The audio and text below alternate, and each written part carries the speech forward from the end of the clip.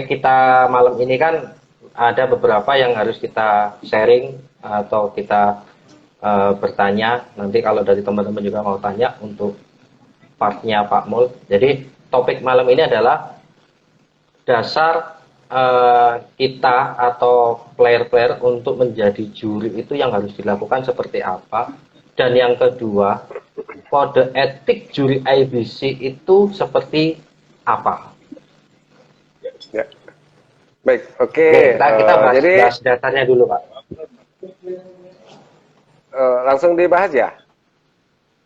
Silakan. Oke, baik. Ya.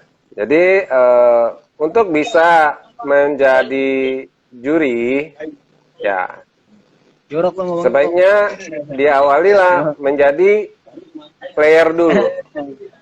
Ya, jadi player dulu. Jadi peserta kontes dulu. Sebab dari sana akan memahami, akan bisa melihat bagaimana terjadinya suatu event, diselenggarakan event, dan bagaimana juri itu melakukan penilaian-penilaian. Nah, dalam menjalankan hobi dan ikut serta dalam pelaksanaan kontes, ikut kontes, juga sebaiknya memahami bagaimana cara mengembangkan ikan. Sebab dari tahu bagaimana cara mengembangkan ikan, itu tahu persis perkembangan ikan itu sendiri dari awalnya kecil, dari awalnya biasa-biasa saja menjadi luar biasa. Nah, contoh-contoh yang bisa kita lihat misalnya, ya seperti teman-teman, seperti saya juga, apalagi seperti Babe nih, ini luar biasa sekali ya, luar biasa sekali cara yang terbaik untuk mengembangkan diri ya. Kalau bisa nih banyak yang seperti Babe-Babe lagi yang bisa mengangkat harga diri ikan cupang gitu. Nah, itu yang sebenarnya yang dibutuhkan. Nah, kalau udah seperti Babe, wah, untuk bisa jadi juri mah itu lancar banget ya. Gampang. Ya. Oke, itu setelah itu teman-teman kalau memang ada dari diri untuk bisa menjadi seorang hakim, ya kenapa tidak ikut mendaftar, bergabung ke IBC, menjadi member IBC.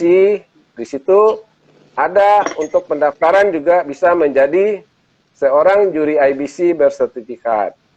Nah, kalau sudah mendaftar, ya tinggal mengikuti prosedur-prosedur yang ada untuk bisa menjadi juri. Yang pasti salah satu prosedurnya adalah mengikuti seminar, kemudian magang, kemudian harus mempunyai prestasi. Nah, kalau teman-teman bukan dari player, gimana bisa dapatkan prestasi? Nah, teman-teman di sana dituntut juga memperlihatkan atau membuktikan punya prestasi di suatu kom internasional gitu. Nah, setelah melewatin itu, nah teman-teman harus ngikutin tesnya. Nah, kalau teman-teman bisa lulus dalam tes, jelas teman-teman akan menjadi seorang juri yang bersertifikat. Nah, Oke. kira-kira itu waktunya berapa lama, Pak? Waktunya berapa lama kira-kira? Untuk bisa menyelesaikan menjadi juri bersertifikat itu, yang pertama seminar 1-2 itu 1 kali kompetisi. Kemudian seminar 3 itu 1 kali juga. Kemudian melakukan magang sebanyak 3 kali. Ya, berarti itu udah 5 kali kompetisi, 5 kali kompetisi.